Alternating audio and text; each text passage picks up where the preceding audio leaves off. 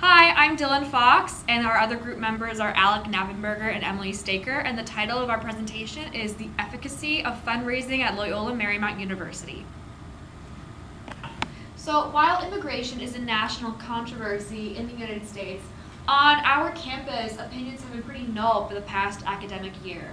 Magis members went around LMU's campus asking for donations for their largest philanthropic event, the 48-hour walk-run event, in which each dollar donated to one member was equitable to one lap around the school.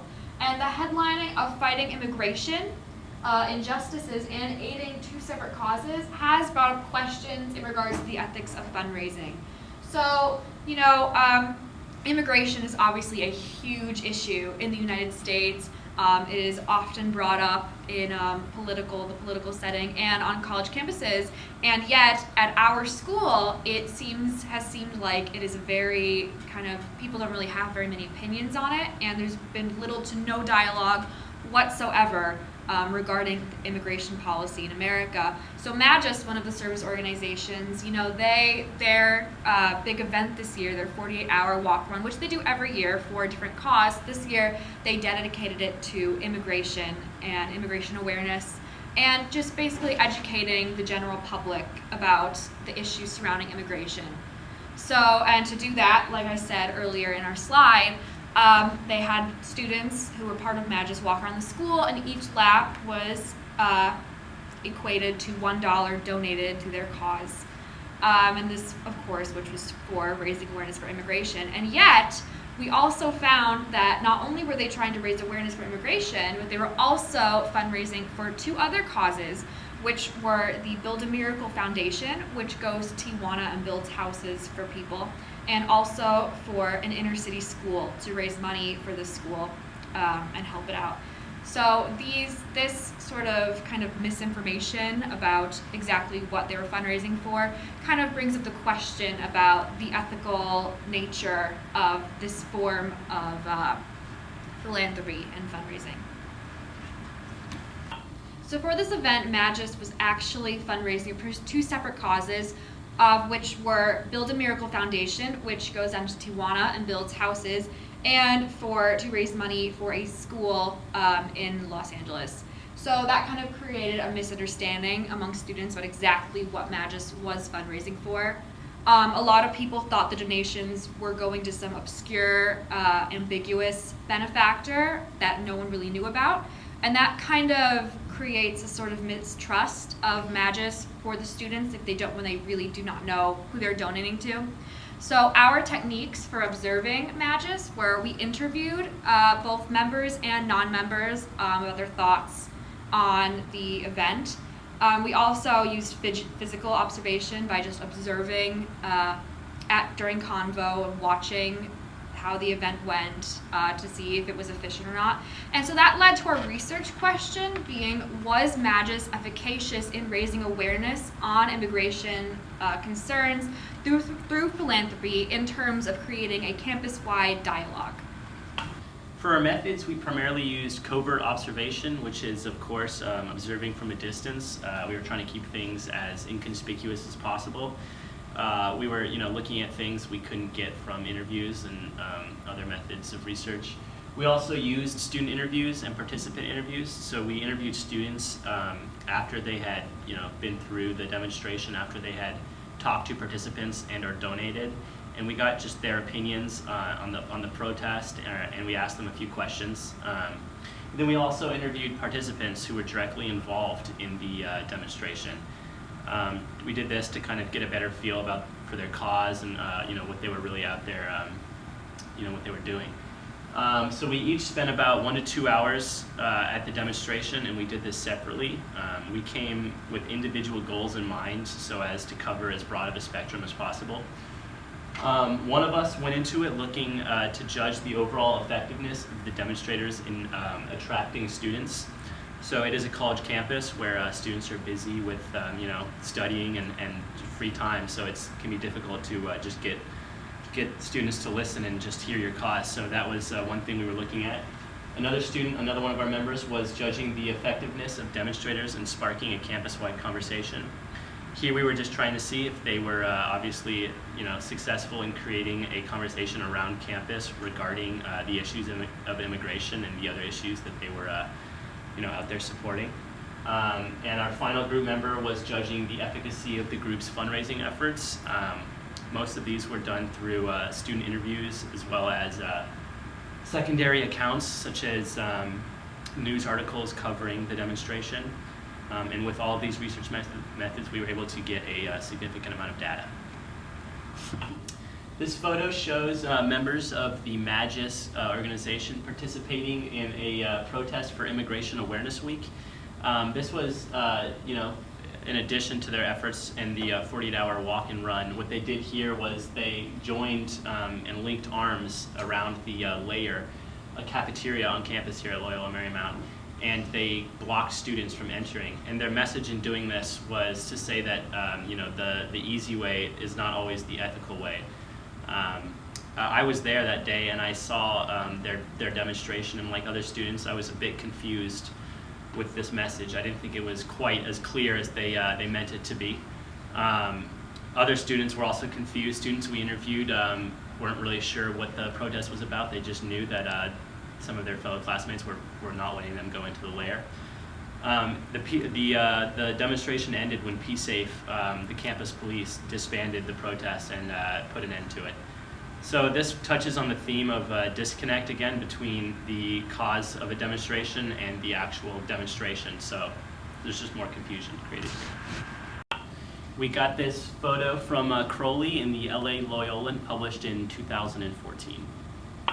All right, so for our results and analysis, we had some pretty fascinating things come up. So first, we deduced that MAGIS was actually not effective in relaying the beneficiaries of the philanthropy, meaning that in mostly all of our personal interviews, people had little to no idea where their money was exactly going. And although this is a huge dilemma in the ethics of fundraising, they were still extremely successful in raising money, and they raised $6,000 for the Build a Miracle Foundation and the Inner City LA School. So obviously, even though their methods were extremely ethical, they still did something quite amazing for these two foundations. We analyzed all of this with covert observation, as mentioned earlier, because we felt that if the students knew that we were analyzing them, it would change their behavior a lot. And so we made sure that they weren't aware that we were analyzing and studying the way that they conducted their philanthropy. Additionally, we realized that more people tended to donate money when they were having a personal conversation with someone because of the theory of proxemics. And Shepard, who studies the concept of proxemics, deduced that fundraising is a lot more effective when you're having interpersonal conversations, because it's a lot easier for people to not connect when they're just walking by a donation box rather than somebody coming up to them and asking them for money. He believes that that's a lot more effective, and that was in his study in 1996. So the mismatch between students' understanding of the philanthropy and the actual success of the philanthropy itself brought our group to think about concepts of ethos, and we wondered if MAGIS was satisfied in their work, since they did raise $6,000 for two amazing organizations. However, they did not properly raise awareness to the injustices of immigration, and we felt like the general student sentiments were of complacency and ambivalence, meaning that students really didn't get passionate about the injustices of immigration. However, they still tended to think that all of the fundraising and philanthropy was to benefit immigration, but we recognized little to no discourse on the issue. Alright, so we have a few suggestions to groups who are looking to fundraise on Loyola Marymount University campus in the future. So our first one is to isolate one cause to benefit or to raise awareness for. The biggest disconnect we noticed in MAGIS's efficacy was raising money for one thing, but trying to raise awareness for a completely different issue. And we believe that groups can be a lot more effective if they're raising money and awareness for one issue at one time. Secondly, we believe that people should continue a grassroots approach to fundraising, but to ensure that all those who are fundraising are well educated as to what they are raising money or awareness for. One thing that we kept noticing that was reoccurring was that a lot of students that were fundraising would say, We are raising awareness for immigration and ask for monetary donations. However, the money that they were collecting was going to two separate issues, the Build a Miracle Foundation and Los Angeles Inner City Schools. And so we think it's essential and imperative that when people are going out and fundraising, they fully understand what they are fundraising for so that they can properly educate people on what they are donating to. We believe that this is the most ethical way to raise money. Third, we realize that it is imperative that people actualize the fact that raising money does not solve any social injustices. So the money that was collected did not solve any immigration problems, as one, the two places that were being benefited through the monetary donation have little to no connection to immigration issues, and two, even donating to an organization that does help certain issues doesn't really solve any social injustice because it's not stopping injustice at its source.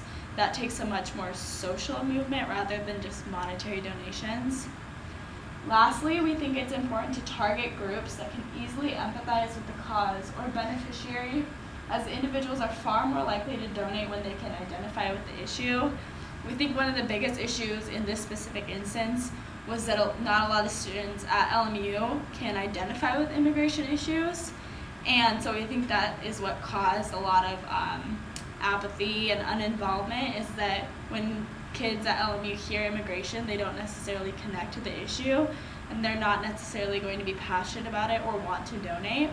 And so you really need to know your crowd and know what they're going to be passionate about, and that's kind of how you gear yourself up for success.